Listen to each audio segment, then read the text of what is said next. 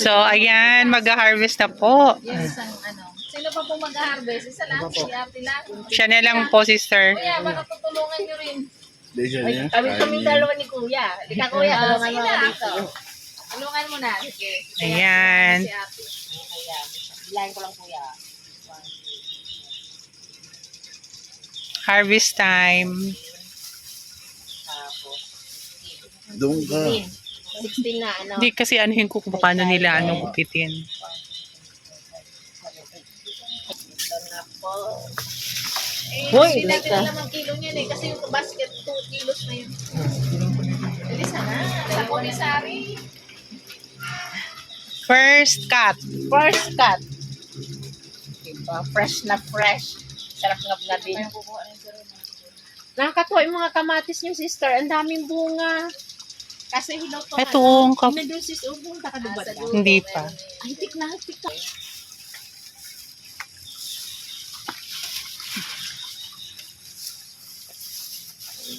Tinda.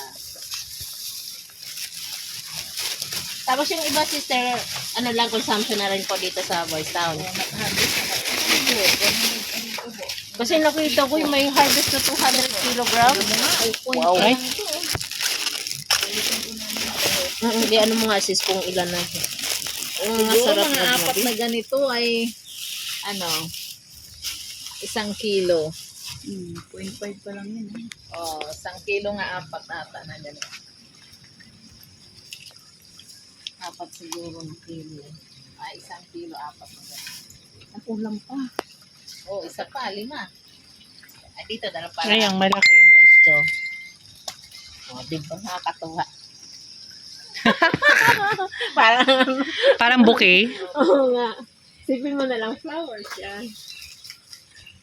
Ayan, 1 Oh, kilo nga. diba? Eh, Nasa na yung si Kuya. Ito. Hindi. Isang diretso na. Isang diretso. Harvest time yun. tapos kailangan ko ng pali. Meron na dito plastic. Ay, Si Sister Pinky po, sister, sa GP.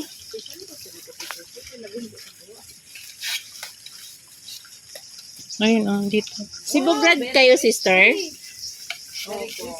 Anong batch po kayo doon, sister? Ay, Cebu. Kami, sister, first batch. Proud first batch. ay taga Cebu ka pa natin. Late po, pero graduate kami sa Cebu po. First batch. Kabatch ko si Sister Pinky.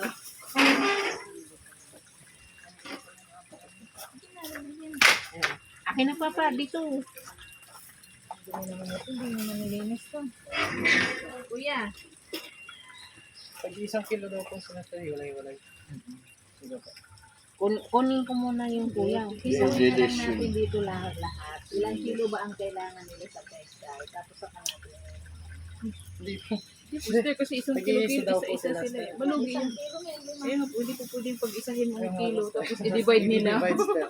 Hindi ba? Mamaya, pag kinilo na lang natin. Divide into 3. 1 kilo na yung ito.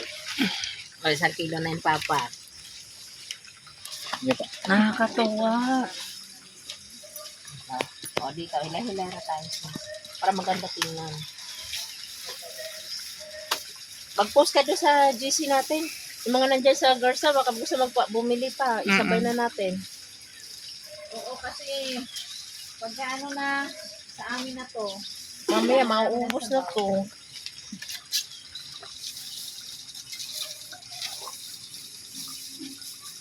Kapapa, mag-harvest ka. Angat mo na yan, angat. Iangat lang papa ganyan. No? Tapos sa... Ay, sasagod. Oo.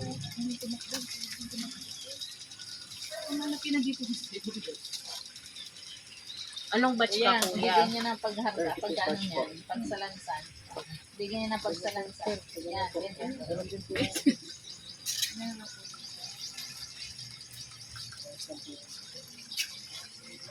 Kami po nag-gusto lang sa master. Okay ba? Kasi pangit yung sa nung nakaraan. Kami ang Hindi, yun naunang sa kansan. O, hindi mo kasi pinaruan yun eh.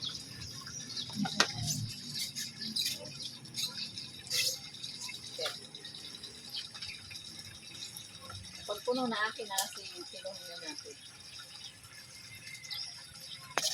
Diba? Dito pala tayo sa bungad. Ang ano na eh. Oo. Nauubos na.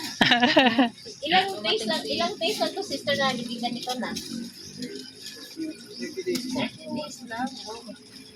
Maganda pa ano, business. Kasi baka sa mga fruit bearing, di ba? Mm. Tagal. 5 to 10 years bago ka makapag-harvest. So, buwan yun. Ang maganda dito kung may mga suki ng mga consumer.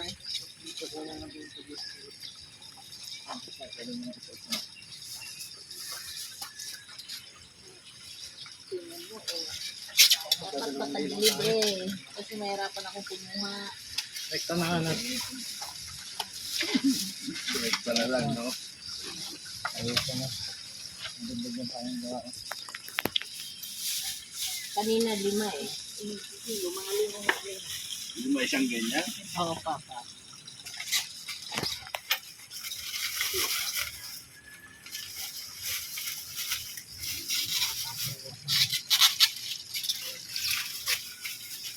Pinanaan tayo sila po Ivan kasi nakabiyahe tayo.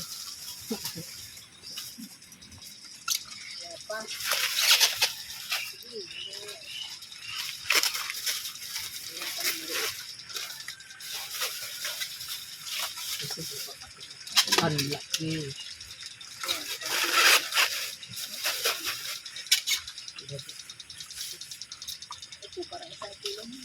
Nagsusupply na rin kay sister sa mga restaurant, sister. O hindi pa?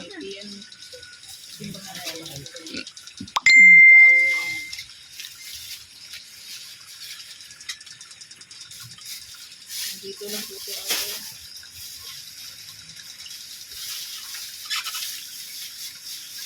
1 kilo.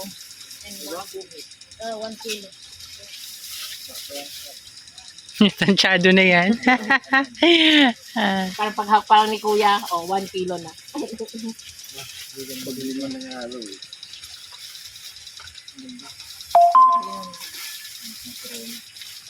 Maganda nga.